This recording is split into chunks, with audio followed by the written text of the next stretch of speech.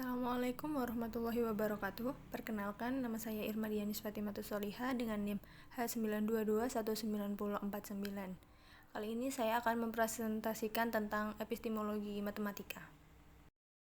Yang pertama ada pengertian epistemologi matematika. Epistemologi berasal dari bahasa Yunani, yaitu epistem, yang berarti suatu pengetahuan, dan logos, yang berarti ilmu. Sehingga dapat diartikan bahwa suatu ilmu pengetahuan. Epistemologi pada hakikatnya membahas tentang filsafat pengetahuan yang berkaitan dengan asal-usul sumber pengetahuan, penyebab pengetahuan, dan cara kerja atau bagaimana memperoleh pengetahuan tersebut. Epistemologi matematika adalah cara yang digunakan untuk mengkaji atau menelaah hingga diperoleh ilmu matematika yang berhubungan dengan pengetahuan matematika yang menjelaskan tentang segi-segi dasar pengetahuan matematika seperti sumber, hakikat, batas, dan kebenaran pengetahuan, beserta ciri-ciri matematika yang meliputi abstraksi, ruang, waktu, besaran, simbolik, bentuk, pola, serta sifat-sifat dari matematika.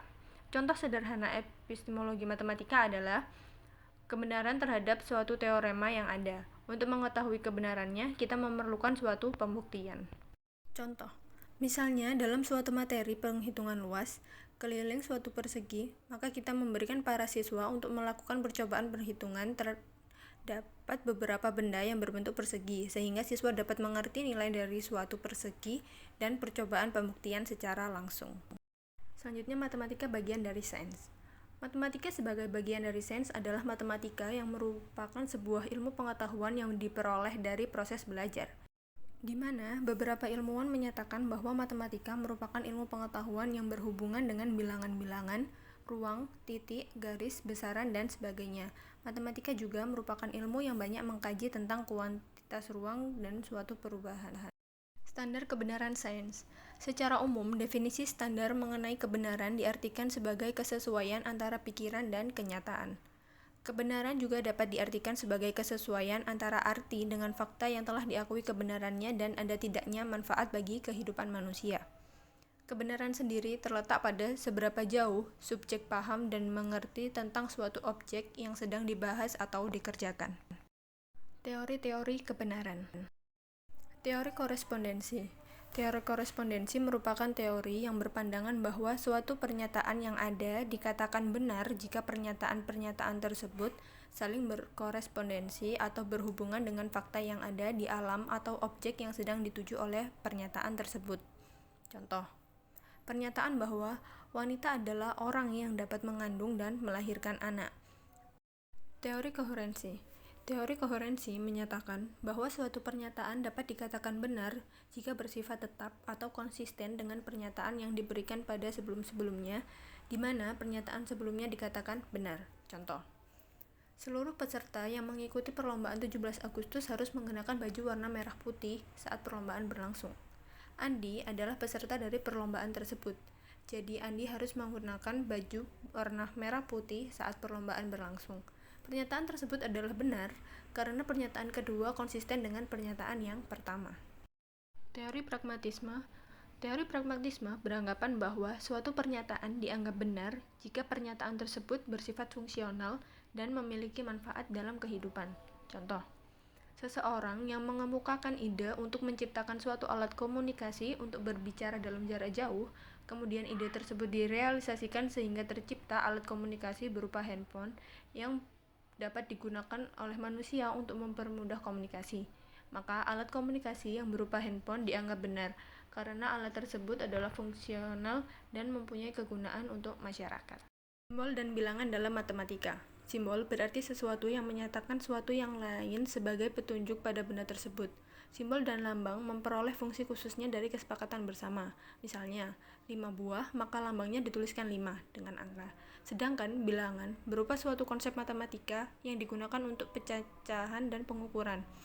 Misalnya, istilah nomor 3 menunjukkan salah satu posisi urutan dalam barisan bilangan-bilangan antara 1, 2, 3, 4, dan seterusnya. Abstraksi dalam matematika. Abstraksi di dalam matematika merupakan bagian kepada memperoleh intisari konsep matematika, menghilangkan kebergantungan pada objek-objek dunia nyata yang pada mulanya mungkin saling terkait, dan memperumumnya sehingga ia memiliki terapan-terapan yang lebih lapang atau bersesuaian dengan penjelasan di skala lain kepada gejala yang setara.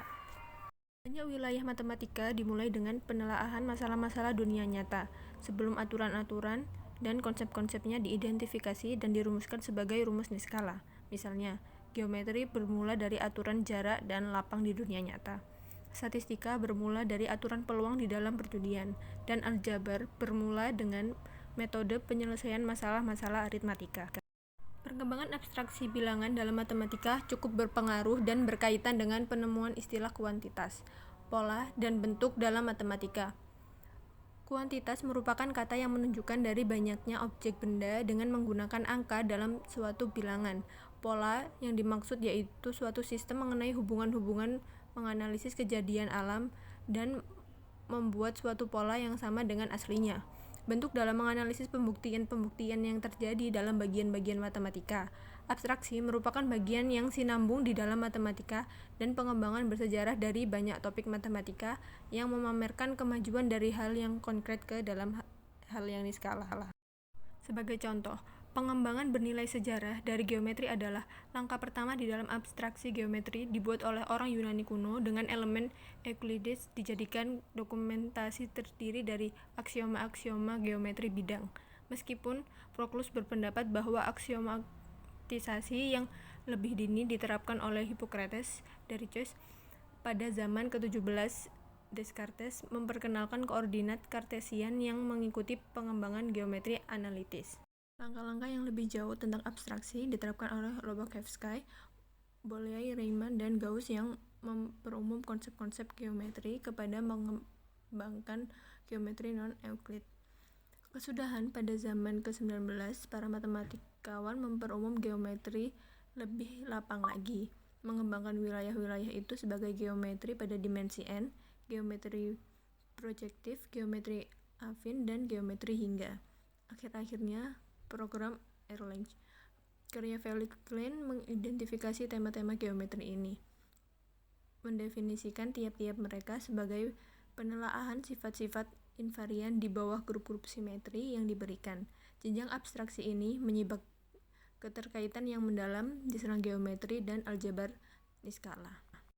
Terima kasih, sekian dari saya, kurang lebihnya mohon maaf. Wassalamualaikum warahmatullahi wabarakatuh.